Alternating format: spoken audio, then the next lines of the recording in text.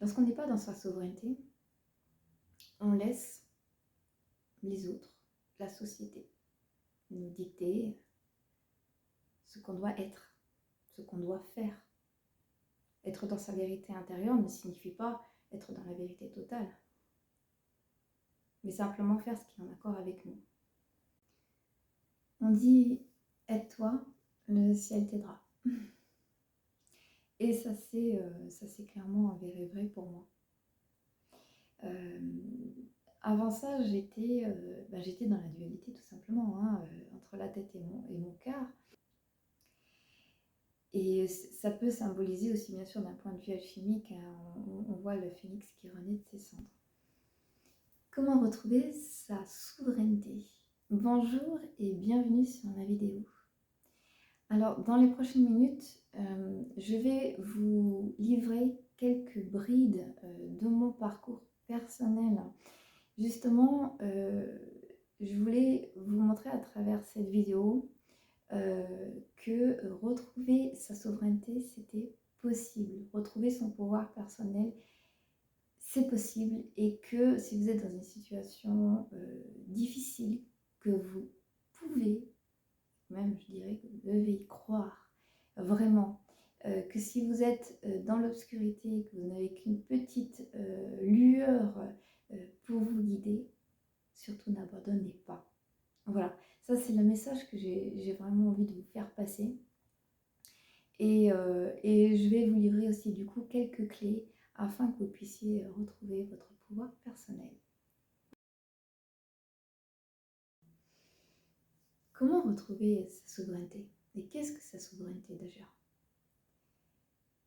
La souveraineté, c'est être roi, c'est être reine de sa vérité intérieure. C'est pouvoir s'honorer, honorer ses croyances, honorer ses rêves, ses valeurs, ses objectifs, sans attendre de validation extérieure.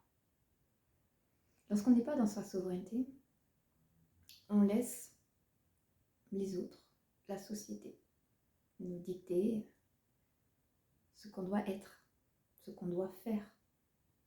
Et souvent, eh bien, c'est pas en accord avec nous, avec ce que nous voulons vraiment.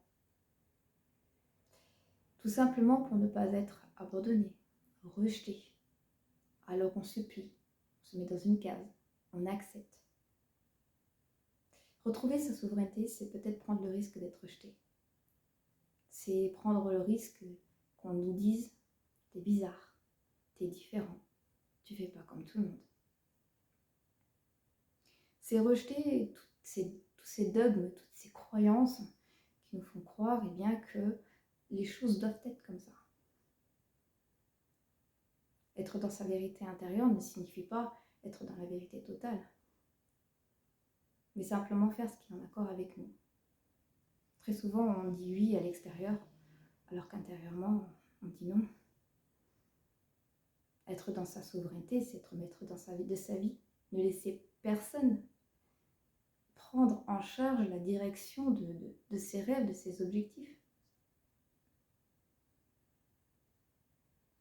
Être dans sa souveraineté, c'est être capable de s'affirmer en disant « moi, j'ai choisi ça ». Si ça te plaît, tu me suis. Si ça ne te plaît pas, tu fais ton chemin, je fais le mien. Et bien entendu, être dans sa souveraineté, très souvent, ça demande aussi d'accepter la résilience, d'accepter de laisser derrière soi des choses, des personnes, des situations qui ne sont pas en accord avec nous. Mais retrouver sa souveraineté, une fois qu'on a retrouvé sa souveraineté, qu'on est dans son plein pouvoir, et bien peu importe le chaos extérieur, à l'intérieur, on règne sur quelque chose qui est stable. Donc, peu importe ce qu'on vous dit à l'extérieur, soyez maître de votre vie. C'est pas facile. Et je le sais puisque je l'ai traversé, c'est pour ça que je fais cette vidéo. Nous avons tous quelque chose d'unique. C'est ça, être dans sa souveraineté. Ce n'est pas écraser les autres, non. C'est se choisir. Il faut se perdre. Il faut se perdre pour se trouver. Quand on dit se perdre, il faut imaginer ce labyrinthe dans lequel on va tourner et tourner encore. Et on va tomber sur des murs, on va devoir prendre des détours, etc. jusqu'à ce qu'on va trouver le bon chemin. Et tout simplement aussi la bonne clé pour pouvoir passer d'une étape à une autre. Ce sont des clés de compréhension. Parce que si vous tournez en rond, c'est votre mental qui vous fait tourner en rond. Parce que vous êtes dans des croyances, parce que vous êtes fermé dans des schémas répétitifs, dans des situations qui vont vous allez devoir traverser ces expériences, que ce soit relationnelles, professionnelles, peu importe dans quel domaine, vous allez devoir traverser ces expériences pour justement comprendre, pour pouvoir vous retrouver. C'est un petit peu comme finalement, à travers ce labyrinthe, vous allez devoir retrouver votre centre, vous allez devoir retrouver ce trésor à l'intérieur, c'est une forme de chasse au trésor. Et pour ça, vous allez à chaque fois devoir récupérer, on va dire, des pièces, des morceaux de votre vie pour pouvoir recréer le puzzle total de votre vie.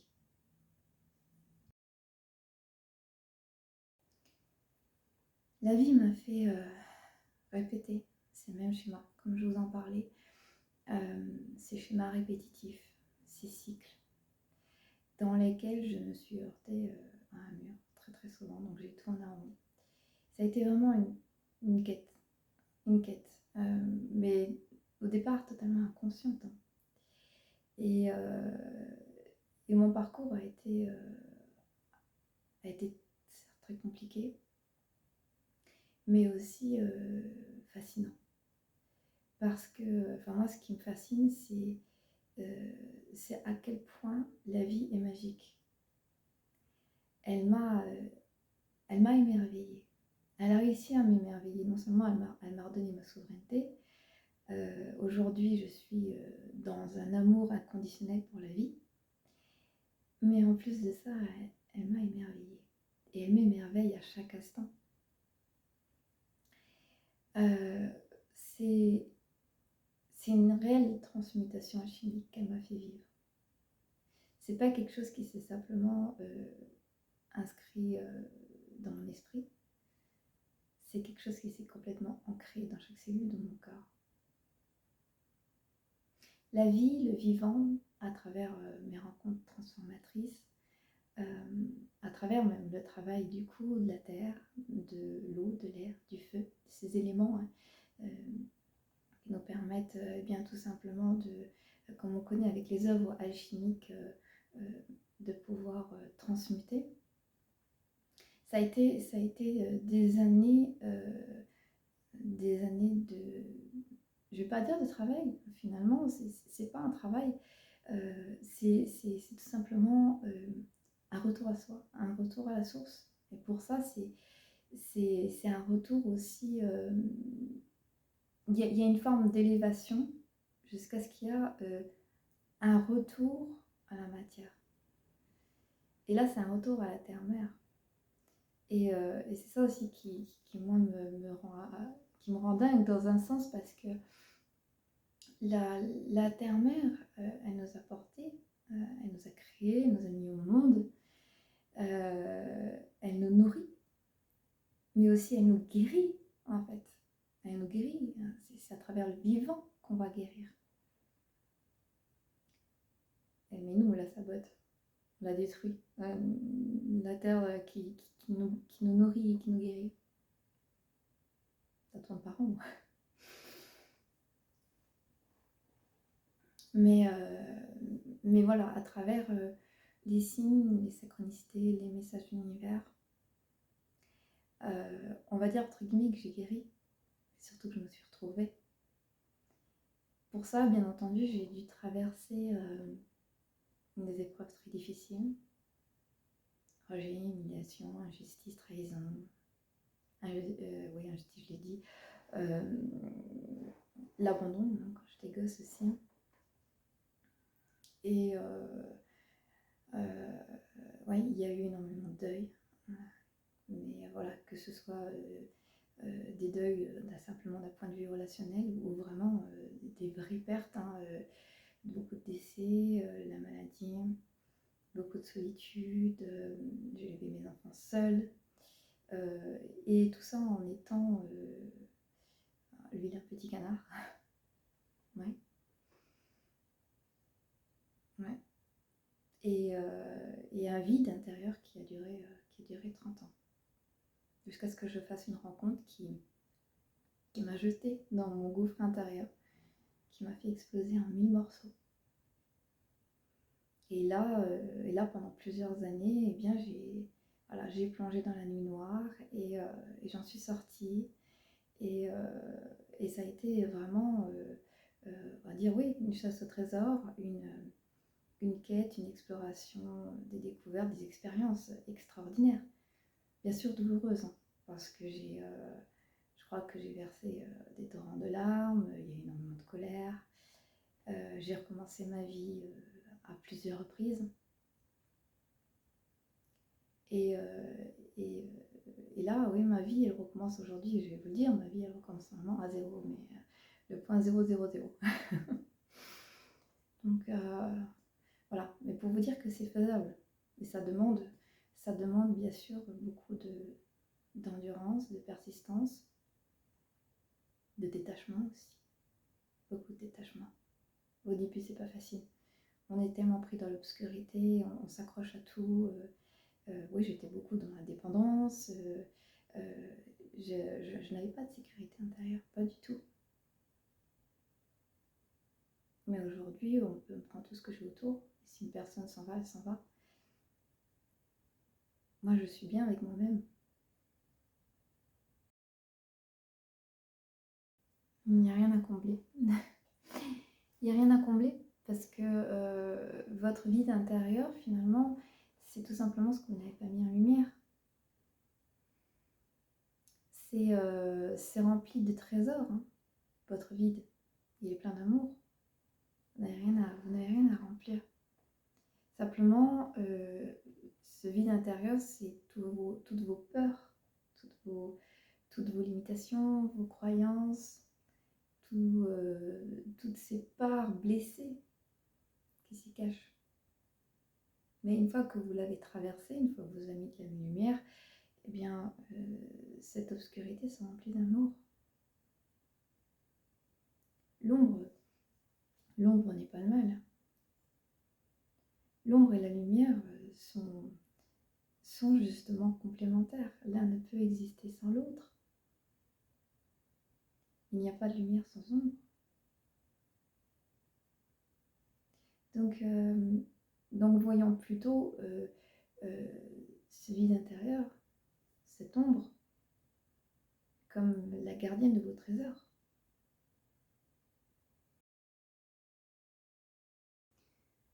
On dit « aide-toi, le ciel t'aidera ». Et ça c'est clairement avéré vrai pour moi.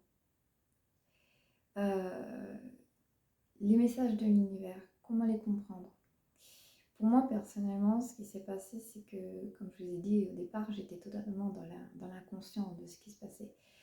Aujourd'hui, je vais mettre des mots sur tout ça. Aujourd'hui, bien entendu, j'ai appris beaucoup de choses de par ce qui s'est passé à travers, bien sûr, aujourd'hui, hein, on va dire les livres d'autres personnes, etc., pour m'ouvrir l'esprit tout simplement à mon vécu. Mais je n'ai quand même pas, disons que durant une grande partie de ma traversée, je n'ai pas suivi ni séminaire, ni retraite, pèlerinage, je n'ai suivi aucun maître, aucune formation, aucune thérapie, hein. La seule thérapie, en fait, c'était vraiment à travers le vivant. C'est vraiment à travers mes rencontres, hein, ces effets miroirs, hein. Et puis voilà, à travers les éléments, hein,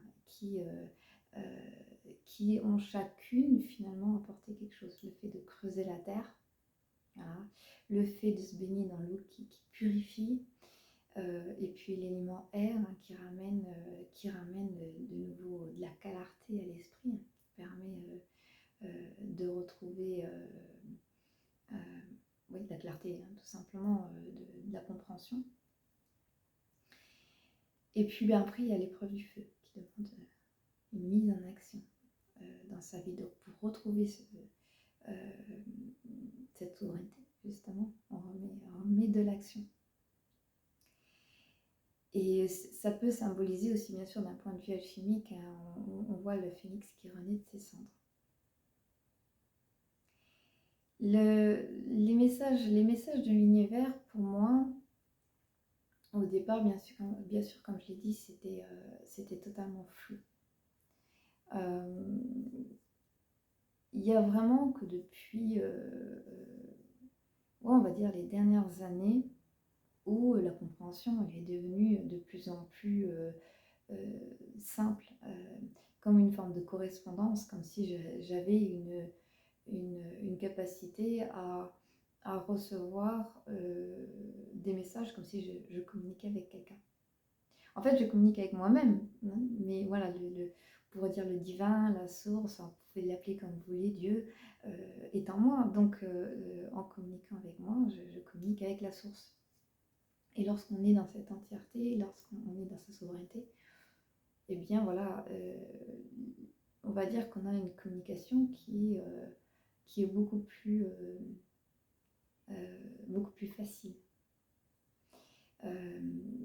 Avant ça, j'étais dans la dualité tout simplement, hein, entre la tête et mon cœur. Et c'est comme si pendant des années, finalement, j'étais partie à la guerre et que c'était deux adversaires qui s'affrontaient quotidiennement. Donc, quand on est à la guerre, on est épuisé, on est blessé, on a des coups de couteau dans le cœur, dans le dos, on est à terre on est épuisé. Donc, c'est vrai que c'était une période pour moi où j'ai été vraiment épuisée. Jusqu'à ce qu'à un moment donné, eh bien, il y a une vision claire, il y a une réconciliation, on pose les armes et puis finalement on collabore ensemble. Parce que c'est comme ça qu'on arrive à avancer. Le mental, lui, il est là il sert d'outil. C'est lui qui va donner ce sens pratique à notre incarnation dans la matière, qui va nous permettre de faire des plans, de réfléchir, etc. Mais c'est pas lui qui va diriger. Mais lorsque la tête et le cœur s'assemblent ensemble pour prendre une direction, et qu'on est dans cette maîtrise justement entre la tête et le cœur, on est dans cet équilibre, cet alignement, on a cette capacité de suivre la voie qui est juste et bonne pour nous.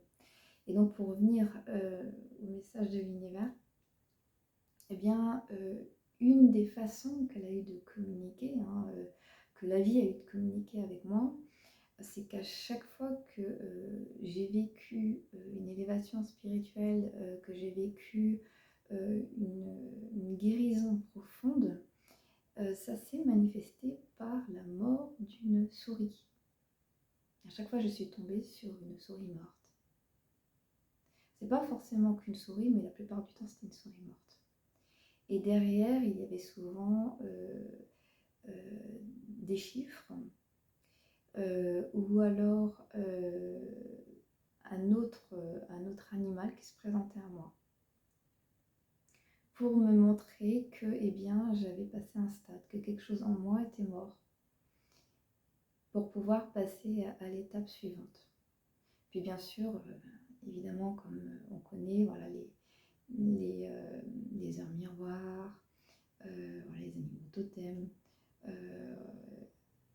Après voilà, moi j'ai bien sûr appris d'un point de vue du tarot, de la numérologie, de l'astrologie, etc. On peut trouver après les messages dans n'importe quoi.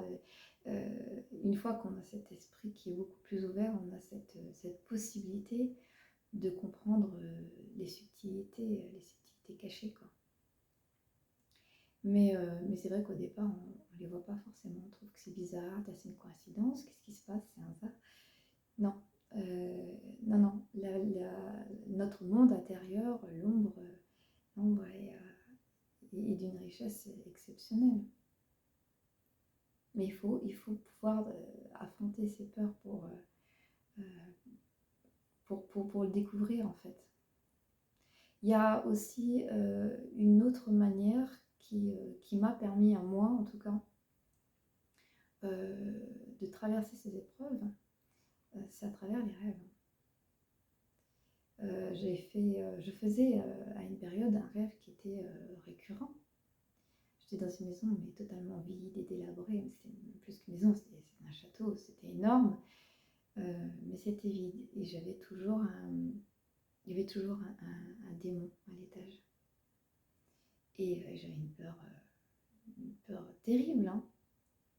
Un jour, j'ai réussi à rentrer dans cette pièce d'où il était. Et contrairement à tout le reste de, de la maison, eh bien cette pièce, elle était couverte d'or, de velours, de chaleur. Elle était, voilà, c'était un trésor, mais vraiment, c'était comme un mini appartement, mais avec une chaleur et une beauté extraordinaire, à couper le souffle comparé au reste de l'habitat. Donc en fait, c'était ce démon en fait qui gardait mon trésor en protection, mais il fallait que j'affronte ce démon. Et j'ai fait ce rêve récurrent pendant longtemps, jusqu'à ce qu'un jour, eh bien, j'ai fait un rêve dans lequel je n'étais pas seule. Et on me tend un sac et on me dit, maintenant tu as les outils qu'il faut, tu vas pouvoir l'affronter. Et à partir de là, je n'ai plus jamais fait ce rêve. Et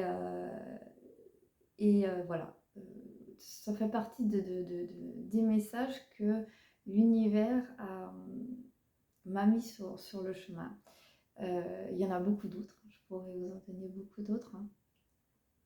Mais voilà, dans ce qu'il y a de plus large à dire.